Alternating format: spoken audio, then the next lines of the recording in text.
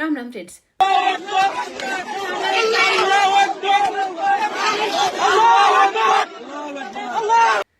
పని చేయడానికి సిగ్గుపడలేదు, రికార్డ్ చేయడానికి సిగ్గుపడలేదు, చేసింది ప్రపంచం చూడాలని రికార్డ్ చేసి మరి ప్రపంచం మీద వీడియోలను వదిలేశారు. వాళ్ళకి లేని భయం ఇలా జరిగిందని చెప్పడానికి మనకెందుకు? వినడానికి మీకు ధైర్యం లేకపోతే ప్లీజ్ వీడియో వినడం ఆపేయండి.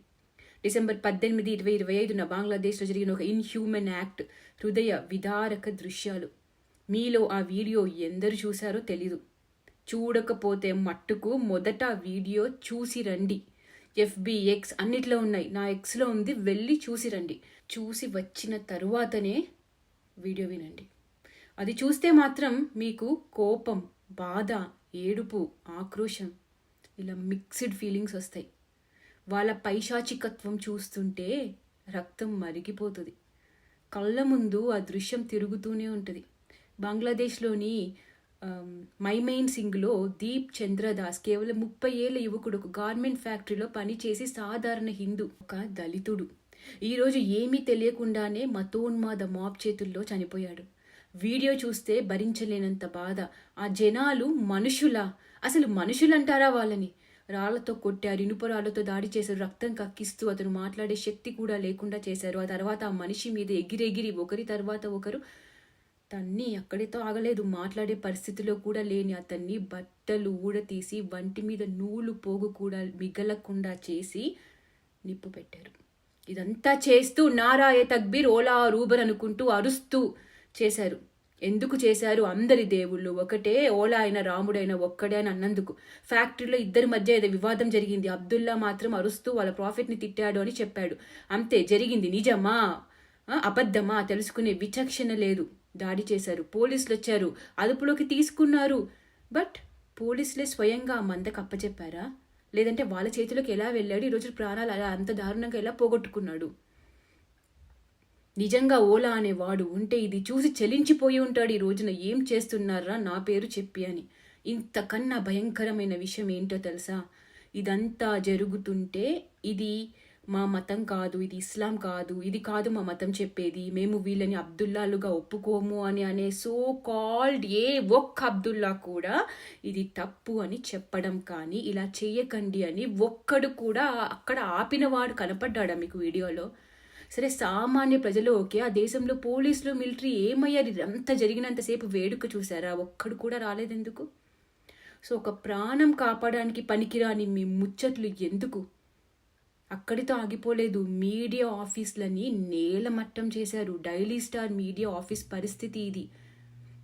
దాంట్లో పనిచేసే జర్నలిస్టులు, ఇన్నేళ్ళ మా కష్టం బూడిదయ్యింది, కెమెరాలు, హార్డ్ డిస్క్లు, ల్యాప్టాప్లు ఏమీ మిగల్లేదు, మొత్తం బూడిదైపోయినాయి అని చెప్పి ఇలా బాధపడుతున్నారు.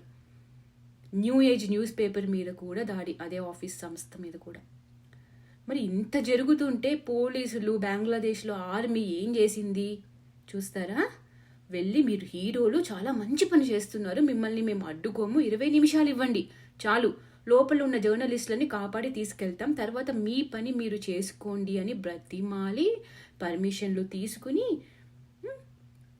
ఎవరి దగ్గర పర్మిషన్లు తీసుకుంది? మనుషులని తగలపెట్టి, ఆఫీసులని తగలపెట్టి, ఇళ్లను తగలపెట్టి లూటీ చేస్తున్న వాళ్ళ దగ్గర. ఎవరు? పోలీసులు, ఆర్మీ. ఇలాంటి దేశాన్ని ధ్రువ్ డర్టీ లాంటి వాళ్ళు కేక దేశం, భారత్ కన్నా సూపర్ దేశం, సంతోషంగా ఉంది అని తెగ పొగుడుతారు. बांग्लादेश कई पैरामीटर्स में इंडिया को पीछे छोड़ चुका है या छोड़ने वाला है. बांग्लादेश एक बहुत बड़ा पॉजिटिव एग्जांपल सेट कर रहा है आज के दिन अपने नेबरिंग कंट्रीज पे कि कैसे रियलिटी में डेवलपमेंट करी. ఈ రోజున దీపు చంద్రదాస్ గురించి, బంగ్లాదేశ్ లో జరిగేదాని గురించి ఒక్క ట్వీట్ కూడా చేయలేదెందుకని? అండ్ మేము పెద్ద జర్నలిస్టులం, ఇన్వెస్టిగేటివ్ జర్నలిస్టులం, ఇండిపెండెంట్ జర్నలిస్టులము అని పదే పదే చెప్పుకునే వీళ్ళంతా అక్కడ తోటి జర్నలిస్టులు, మీడియా హౌస్లు మీద దాడి జరిగినా ఖండించలేదు ఎందుకని? ఈ రోజున వాళ్ళ వీడియోలు చూసే వాళ్ళు ఒక్కసారి ఆత్మపరిశీలన చేసుకోవాలి. బుర్కా వేసుకోలేదని ఒక క్రైస్తవురాలుని వెంటాడి వేధించి అత్యంత దారుణంగా హింసించారు బంగ్లాదేశ్లో. ఢాకాలో ఉన్న ఇండియన్ ఎంబసీ మీద దాడులు చేశారు. అక్కడ ప్రాణాలు తీస్తున్నారు హిందువులవి. ఇక్కడ అదే మైనారిటీ హోదాలో ఉన్న అబ్దుల్లీలేమో మమ్మల్ని బ్లాక్ టెంట్ వేసుకోనివ్వట్లే అని గోల. Both are not same. ఇక్కడ అన్ని హక్కులు అబ్దుల్లాస్వే అంటారు, Congress is for Muslims, Muslims is for Congress, Muslims లేకపోతే కాంగ్రెస్ లేదు, మొదటి హక్కు మీకే అంటారు. అక్కడేమో వంటి మీద నూలు పోగు లేకుండా ప్రాణం తీస్తున్నారు. Both are not same. ఇక్కడ మన దేశంలో కోట్లాది మంది ఆరాధ్య దైవమైన సీతమ్మని, రాముల వారిని అతి నీచంగా స్టాండప్ కామెడీ పేరిట జోకులు వేస్తే కేసులు వేశాం, కోర్టుని చర్యలు తీసుకోమని అడుగుతాం. కానీ ఈ రోజున దీపు చంద్ర మీద కేసు లేదు, ట్రయల్ లేదు, తప్పు చేశాడు అని రుజువు కూడా కాలేదు, ఒక అబద్ధం వల్ల దేవుణ్ణి నిందించాడు అని జనాల్లోకి వెళ్ళిందంటే సజీవంగా చేసేశారు. Both are not same. కొన్ని మాటలు మాట్లాడకూడదు, మాట్లాడితే చూయిస్తే కమ్యూనిటీ గైడ్ లైన్స్ అంటారు, ఒప్పుకోరు, వీడియో రిస్ట్రిక్ట్ చేస్తారు, వీడియోలు మీకు చేరకుండా చేస్తారు. దీపు చంద్రదాస్ కుటుంబం శోక సముద్రంలో మునిగిపోయింది ఈ రోజున. అక్కడెక్కడో జరిగితే నీకేంటి బాధ అని మీరు అడగచ్చు.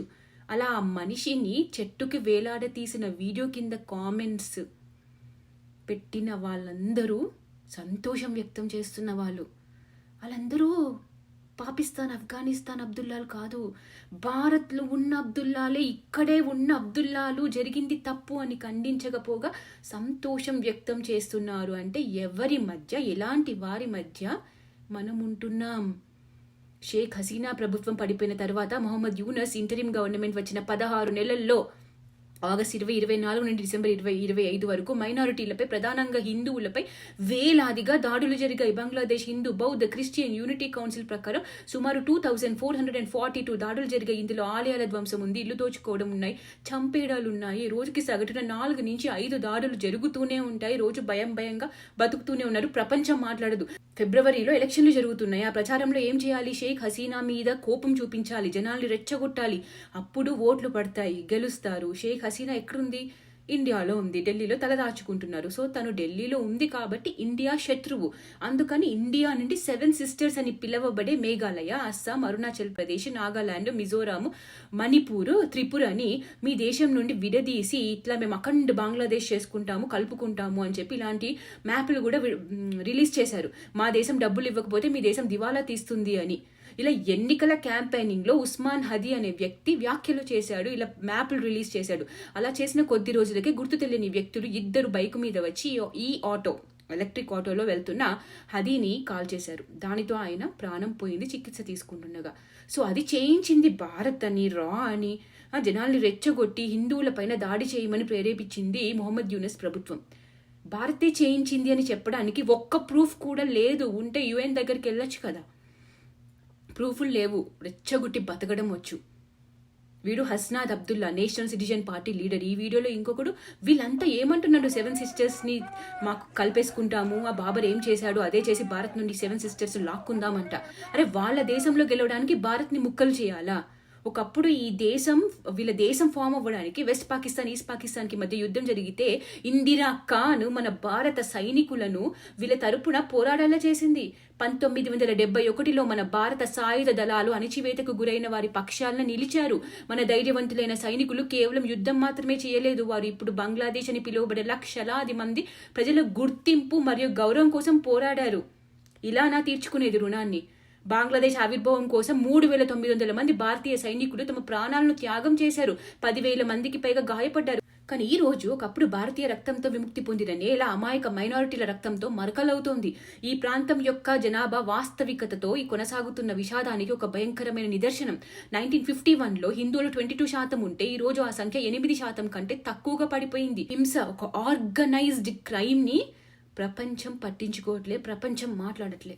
ఇప్పుడు మనకి ఎందుకులే, ప్రాణాలు తీసుకుని అనుకునే ప్రతి దేశము రేపటి నాడు ఇదే మరకల పైశాచికత్వానికి బలి అవ్వకుండా ఉండదు. చూడండి, ఇప్పుడు కట్టడి చేయకుండా ఉగ్రదేశాలకి మద్దతు ఇస్తున్న ప్రతి ఒక్కరూ అదే ఉగ్రవాదానికి బలి అవుతారు ఒక రోజున. అదే జరుగుతుంది ఈ రోజున.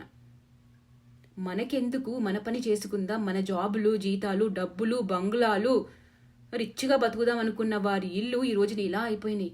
ఏది కాపాడింది మిమ్మల్ని? వాళ్ళని ఏది బతికిచ్చింది ఈ రోజున?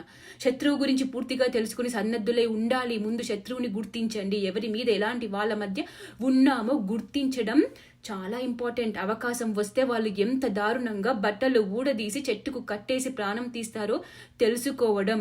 అక్కడ ఉన్నది దీపు చంద్రదాస్ కాదు, ఒక హిందువు, ఒక నాన్ అబ్దుల్లా, వాళ్ళ మతం పాటించని వాడు కాలపెట్టబడ్డాడు ఈ రోజున. అదే నిజాన్ని జీర్ణించుకోవడం, అలా ఆలోచన ఉన్న వాళ్ళు ఇక్కడ కూడా ఉన్నారు అనే నిజాన్ని నమ్మడం, అలాంటి వాళ్ళకు ఒత్తాసు పలికే పార్టీలు, నాయకులు, సోకాల్డ్ ఇండిపెండెంట్ గంజాయి మొక్కలు, డర్టీలను గుర్తించాలి. కనీసం చుట్టూ ఉన్నారు, వాళ్ళు ఏమి చేసినా వైట్ వాష్ చేసే వాళ్ళు ఉన్నారు. జై భీమ్, జై మీమ్, దళితోద్ధారకులము, మహిళోద్ధారకులము అని చెప్పే సో కాల్డ్ ఎవరు ఇండిపెండెంట్ జర్నలిస్టులు ఎవరు ఈ రోజున ఎందుకు మాట్లాడాడు? ఒక ఆమె ఒక క్రైస్తవురాలు ఆటో ఎక్కితే బుర్కా లేదని చెప్పి ఇంత దారుణంగా ప్రవర్తిస్తున్నారు. ఇంకొక ఆయన ఏమి అనలేదు, గాడ్ ఈజ్ వన్ అన్నాడని చెప్పి అంత దారుణంగా చెప్పులతో కొట్టి, రాడ్లతో కొట్టి ప్రాణాలు లేకుండా చేశారు. ఈ రోజున జై భీమ్ అనే వాళ్ళు ఈ దళితుడి కోసం ఎందుకు మాట్లాడట్లేదు ఈ రోజున? సో ఇలాంటి వాళ్ళని, వీళ్ళ ద్వంద్వ వైఖరిని, వీళ్ళు చేసే వైట్ వాష్ని కనీసం గుర్తిద్దాం, ప్రశ్నిద్దాం. మనకి ఆపద వస్తే కాపాడే ప్రభుత్వాలని ఎన్నుకుందాం. అక్కడ ప్రభుత్వాలు ఉన్నాయి, పోలీసులు ఉన్నారు, కానీ ఏం లాభము? మీరంతా పని చేసినాక మేము వస్తాము అన్నట్టు బిహేవ్ చేసి పర్మిషన్లు తీసుకొని మరి వాళ్ళ పని వాళ్ళు చూసుకుంటున్నారు. సో ఒక స్ట్రాంగ్ ప్రభుత్వం, ఒక స్ట్రాంగ్ నాయకుడు ఉండాలి. మనకి మనం వెళ్ళి ఎలాగో ఏ యుద్ధాలు దాడులు చెయ్యము, కనీసం మనల్ని కాపాడే ప్రభుత్వాలనన్న ఎన్నుకుంటే సమయానికి వాళ్ళు కాపాడతారు మనల్ని. ఆలోచించండి, మన చుట్టూ ఎవరున్నారు, ఏం చేయాలి? ఎకనామిక్ బాయ్కాట్ చేయాలా? ఎవరి దగ్గర ఏం తింటున్నాం, ఎవడు ఏం కలిపితే తింటున్నాం, ఎవడు ఏం ఉమ్మితే తింటున్నారు, ఎవరి దగ్గర ఏం కొంటున్నాం, మన డబ్బులే ఇచ్చి మనమే మన వాళ్ళ మీద, మన మీద రాళ్ళు వేయించుకుంటున్నామా? ఒకసారి ఆలోచించండి. జై భారత్, జై హింద్.